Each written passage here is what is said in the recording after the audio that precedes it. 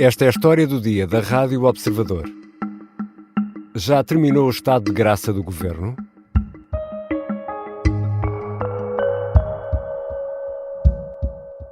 Em que medida é que ele se quer desconectar mais desse seu próprio passado também, ou não? Não sei. A mim parece-me que foi muito evidente durante os últimos tempos que houve essa preocupação. Em desconectar-se. De tentar desligar. Na Rádio Observador, entrevistado por Maria João Avilés, Passos Coelho verbalizou o afastamento mais ou menos notório de Luís Montenegro em relação ao governo e ao tempo em que o PSD governou com a presença da Troika. Isto é apenas um episódio, em vários, que marcam os primeiros dias de governo AD e que estão, de certa forma, a ensombrar um arranque que tinha sido mais ou menos tranquilo. Isto quer dizer que o habitual estado de graça de que gozam os governos acabou antes do Executivo completar um mês? É uma das perguntas para Miguel Santos Carrapatoso, editor adjunto de política do Observador. Eu sou o Ricardo Conceição e esta é a história do dia, de quarta-feira, 17 de abril. Bem-vindo, Miguel. Olá, Ricardo. O governo tomou posse há menos de um mês, já tropeçou várias vezes e para isso contribuiu e muito Pedro Passos Coelho, mas já lá vamos a essa parte. Primeiro, o que é que se passou com Patrícia Dantas, que ia para a adjunta do Ministro das Finanças?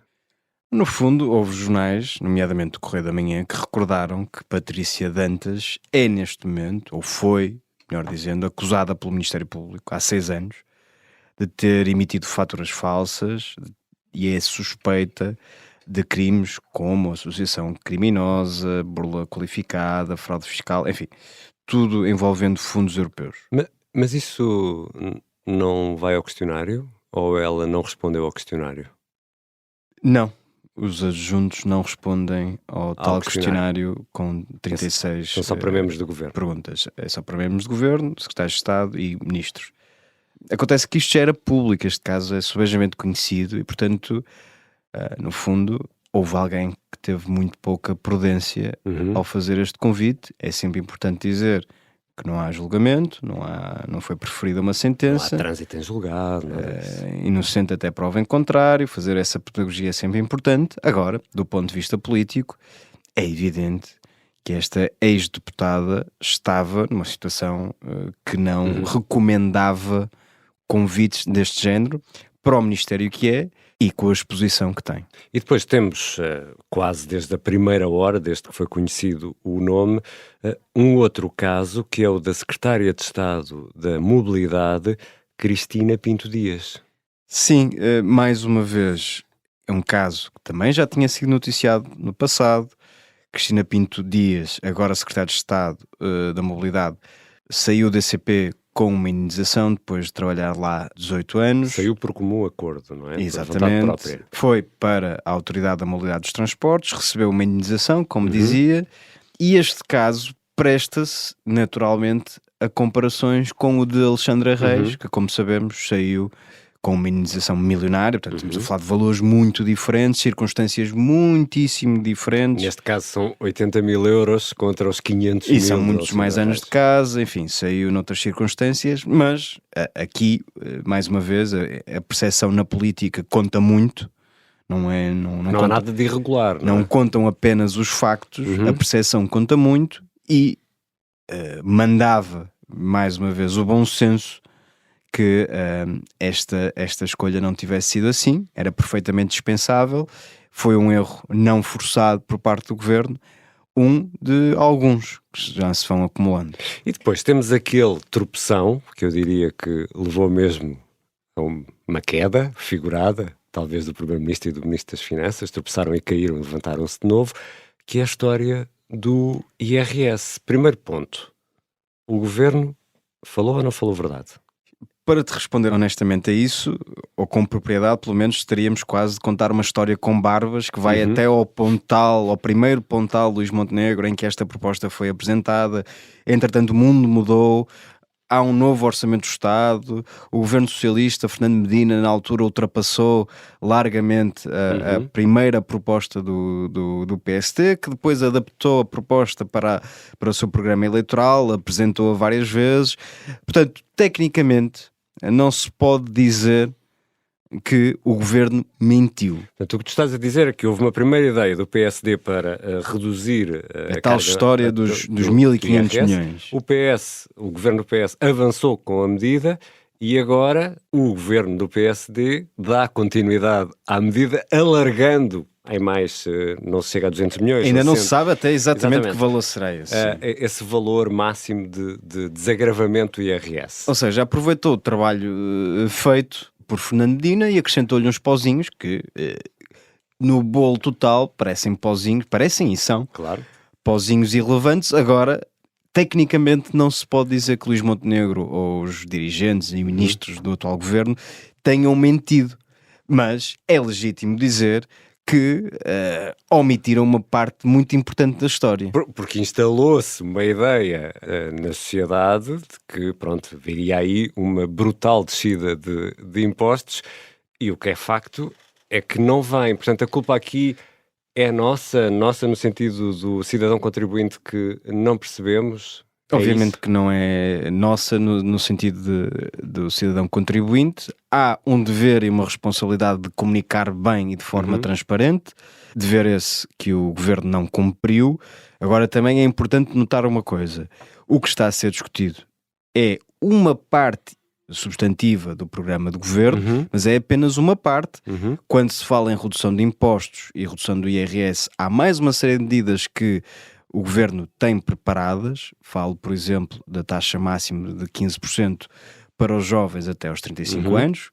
Pode-se discordar ou concordar, mas é uma proposta que também está inscrita no programa do governo. Mais o chamado 15º mês, que é no fundo uma isenção para prémios atribuídos pelas empresas. Tudo isso está ou foi quantificado e ainda não foi apresentado como uma proposta concreta. Agora, o governo poderia ter perfeitamente aproveitado este anúncio e dizer que era apenas um sinal e que haveria mais propostas para a frente. Poderia e deveria ter feito isso, não ficar preso aos 1.500 milhões de euros, porque isso induz as pessoas em erro, e aqui as pessoas de um modo geral, e também a comunicação social. O governo não respondeu a várias perguntas que foram feitas por vários jornais de forma convincente, ou nem sequer respondeu, e portanto houve aqui uma tentativa, empenhada ou não me cabe a mim dizer, mas houve uma tentativa de omitir uma parte muito relevante da história. Chamo ainda a atenção para outro aspecto que é importante para a discussão. Isto não é um orçamento do Estado. O governo não apresentou um orçamento do Estado, haverá altura e momento próprio para o fazer, e será em outubro, aí veremos qual é exatamente o caminho que o governo tem para a redução do IRC, redução tradicional, aquela que nós estamos habituados a discutir. E veremos se entre quarta-feira e sexta-feira não haverá também mais novidades nesse aspecto, se são os tais 200 milhões, se são muito mais que 200 milhões, são até menos. Enfim, há aqui uma oportunidade para que o governo possa ainda esclarecer que contas tem para apresentar. Vamos ver se aprendeu ou não com o erro de comunicação que cometeu. Já voltamos à conversa com Miguel Santos Carrapatoso, editor adjunto de política do Observador. Até que ponto estes tropeções podem ou não pôr em causa o estado de graça do novo governo?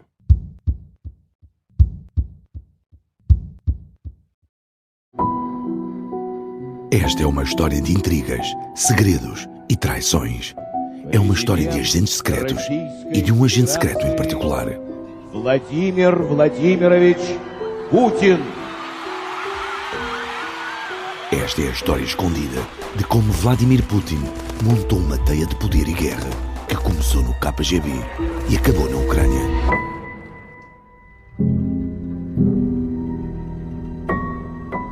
Um espião no Kremlin é uma série para ouvir em 6 episódios que faz parte dos Podcast Plus do Observador. Já pode ouvir todos os episódios no site do Observador, nas plataformas de podcast ou no YouTube. Os Podcast Plus do Observador têm o apoio da Onda Automóveis. Estamos de regresso à conversa com Miguel Santos Carrapatoso, editor adjunto de política do Observador. Miguel, e para esta lista contribuiu e muito Passos Coelho e em 2 semanas seguidas, esta lista de tropeções.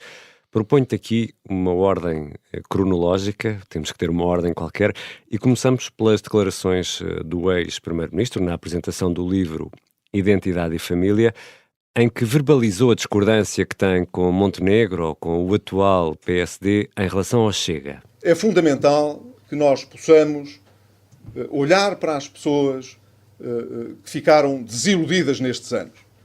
E é bom que todos aqueles que receberam um voto de confiança muito forte para pôr um fim a isso. Quem vai acompanhando, mesmo que à distância, as posições de Pedro Passos Coelho, sobretudo em privado, sabe que o antigo primeiro-ministro acha um profundo disparate a ideia do não é não a André Ventura. É uma posição conhecida. Já falamos dela aqui na História do Dia. Exatamente. Vezes. É conhecida tanto por Luís Montenegro e pela atual direção do PSD, como é conhecida, de um modo geral, por quase todos os jornalistas que fazem ou acompanham a vida interna do PSD. Foi, aliás, um dos motivos que esteve na origem do afastamento entre os dois, entre Luís Montenegro e Pedro Passos Coelho. A novidade aqui foi Pedro Passos Coelho ter sido tão explícito em relação à sua discordância e o facto de o ter feito numa altura em que, apesar de de ter chegado recentemente ao lugar de primeiro-ministro, toda a gente já percebeu que este governo será ou está muito fragilizado. Este governo abana muito com o vento, não é? Abana muito com o vento, não tem uma base sólida do ponto de vista parlamentar e, portanto, aparecer alguém com o estatuto e a autoridade de Pedro Passos Coelho a dizer que PSD e Chega deveriam entender-se, isso resolveria grande parte dos problemas de Luís Montenegro, causa evidentemente moça. Agora, claro, também é preciso notar isto, Luís Montenegro fez toda uma campanha dizendo não é não, e portanto também não podemos imaginar o que seria um resultado da AD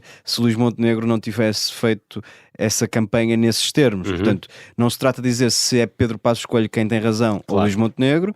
Agora, tem opiniões absolutamente contrárias e divergentes. E agora temos a entrevista à Rádio Observador, no podcast de Maria João Avilés. Eu estive lá. Ele realmente foi um grande líder parlamentar. E foi aí que nasceu a possibilidade dele poder criar condições para fazer o caminho para vir a ser líder do PSD. Portanto, ele faz parte dessa herança e desse legado. Importa aqui explicar que esta entrevista estava agendada há muito tempo e que estava previsto que este episódio especificamente saísse nesta segunda-feira, isto só para prevenir teses mais conspirativas que acham que há aqui uma agenda qualquer escondida. Calhou no calendário, calhou assim, em 2 semanas consecutivas Pedro Passos Coelho falou e causou moça, e isto, Miguel, eu não me lembrei de expressão melhor para isto, mas talvez seja um pouco exagerada, está aqui entre aspas, foi um tabefe público a Luís Montenegro? Não querendo fazer um juízo de intenções, parece-me que foi a consequência prática das declarações de Pedro Passos Coelho. Quando o antigo primeiro-ministro lembra que foi graças a ele que Luís Montenegro chegou à liderança da bancada parlamentar do PSD, que foi graças a isso que chegou, ou começou a entrar no campeonato dos potenciais líderes do partido. E quando Pedro Passos Coelho recorda que Luís Montenegro era um ponta de lança do pacismo e fez parte daquele tempo e que agora, nas palavras de Pedro Passos Coelho, se está a esforçar por fazer esquecer esse seu legado, tudo isto é um tabefe, usando as tuas palavras, a Luís Montenegro. E é também a absoluta verdade. Não só na parte mais histórica da conversa, mas também porque Luís Montenegro se tem efetivamente esforçado para deixar de ser percepcionado como o ponta de lança do pacismo. Há declarações públicas de Luís Montenegro onde diz que a sua grande inspiração política é Aníbal Cavaco Silva. Não só é a sua grande inspiração política, como tudo o que tem feito desde que é líder do PSD até ao momento em que chegou a primeiro-ministro é uma cópia daquilo que Aníbal Cavaco Silva fazia quando era líder do PSD e primeiro-ministro. Até a ideia de reconciliamento com os pensionistas e com a classe média ou vem do livro de Aníbal Cavaco Silva. Os dois são próximos, falam, Luís Montenegro procura conselhos, Aníbal Cavaco Silva esteve naquele congresso de relançamento de Montenegro a 25 de novembro, e tudo isso custará eventualmente a Pedro Passos Coelho, que vê o seu próprio partido de alguma forma a não proteger o legado que é seu. Isso, por um lado, pode custar ou não, depende de cada um, mas seguramente que o desobriga de estar muito preocupado em pensar se vai ou não causar grandes sarilhos ao governo em funções e ao seu próprio partido, uma vez que o seu próprio partido deixou de estar muito empenhado em defender a herança de Pedro Passos Coelho. E deixa-me aqui deixar a sugestão aos ouvintes da História do Dia de ouvir os 2 episódios que gravámos precisamente com o Miguel Santos Carrapatoso, em que traçamos um perfil de Luís Montenegro. Há 2 episódios para Luís Montenegro e 2 episódios para Pedro Nuno Santos. Na semana ali antes das eleições publicámos esses episódios, e esta parte que o Miguel acaba de descrever está também, é mais aprofundada nessa conversa que tivemos nesses episódios da História do Dia. Miguel, mas em menos de um mês há todas estas situações, ou pelo menos estas situações. Isto é normal? Nós é que já não estávamos habituados a isto porque tivemos 8 anos de António Costa. É normal este tipo de situação nos primeiros passos de um governo? Eu diria que estávamos demasiado bem habituados. Se nos recordarmos do que foram os 2 anos, sobretudo os 2 últimos anos de António Costa, a cadência dos casos e casinhos era quase diária. Agora, não podemos fazer essa colagem. Acho que o governo de Montenegro está ainda muito longe de chegar a um período em que se possa dizer que é um pântano político. Acho que temos de ser justos. O que acontece é que este governo, ao contrário de todos os outros de António Costa, sofre de um pecado capital. É que é demasiado frágil. Isto não é uma análise política, isto é a constatação de um facto. A AD não tem maioria no Parlamento e não tem com quem conversar, aparentemente, atendendo às posições do Partido Socialista e do Chega. Portanto, convinha a Luís Montenegro que evitasse todos os erros não forçados, portanto, que fosse competente, o mais competente possível, e que depois, ao reagir a um erro, ou quando o erro acontece, que o faça de forma menos ofensiva. Estou a usar um eufemismo, para que consiga preservar algumas das pontes que ainda possam restar. Acusar a oposição, já nem falo da comunicação social, porque isso são as dores naturais de quem está deste lado. Mas acusar a oposição de estar a fazer uma política de terra queimada, quando é evidente para todos que houve uma tentativa bastante clara de omitir uma parte cavalgar a onda e cavalgar a onda mediática e política como uma medida teoricamente popular, isso não é uma forma muito prudente de fazer política para quem, como Luís Montenegro, precisa a todo custo de cair nas boas graças de alguém. Já nem digo quem, mas de alguém. E já que falas em boas graças, isto revela que o habitual estado de graça que todos os governos gozam já acabou ou só abanou? Eu acho que acabou na noite eleitoral, quando se percebeu que a vitória não durou um mês, não é? Que a vitória ia ser tangencial, e quando se percebeu que não havia uma maioria clara no Parlamento e que, portanto, estávamos sempre, ou íamos estar sempre em clima de pré-campanha eleitoral. Mas é, para mim, evidente que cometer este tipo de erros e culpar os adversários políticos pelos erros que o próprio governo cometeu é uma forma muito, eu disse há pouco prudente, e vou repetir, é uma forma muito pouco prudente de tentar salvar uma legislatura que, nas palavras de Marcelo Rebelo de Sousa, é praticamente impossível de salvar. Portanto, se não existia estado de graça, mostrar esta fragilidade numa fase tão prematura da governação só vai acicatar quem, legitimamente também, quer derrubar o quanto antes Luís Montenegro. Portanto, não me parece que tenha sido um bom arranque. Obrigado, Miguel. Obrigado, Ricardo. Miguel Santos Carrapatoso é editor adjunto de política do Observador. Esta foi a história do dia. A sonoplastia é da Beatriz Martel Garcia, a música do genérico do João Ribeiro. Eu sou o Ricardo Conceição. Até amanhã.